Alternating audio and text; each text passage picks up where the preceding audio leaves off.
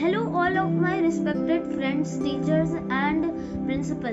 Today I am going to explain you about circuits, their elements and how are they made. There are two types of circuits: complex circuits and a simple circuit like this. The components of the circuit are a switch, a battery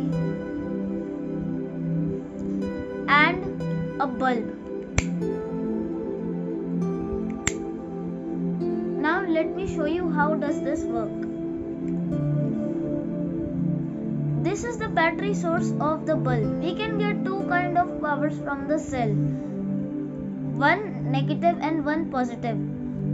These two powers are located on the two opposite sides of the cell. Now let's move on to the bulb.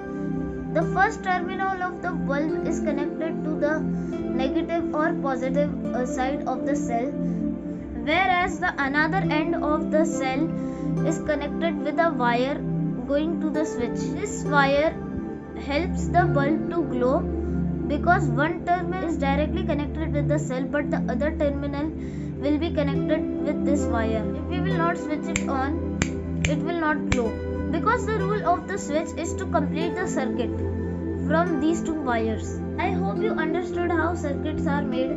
Thank you for watching my video. Bye.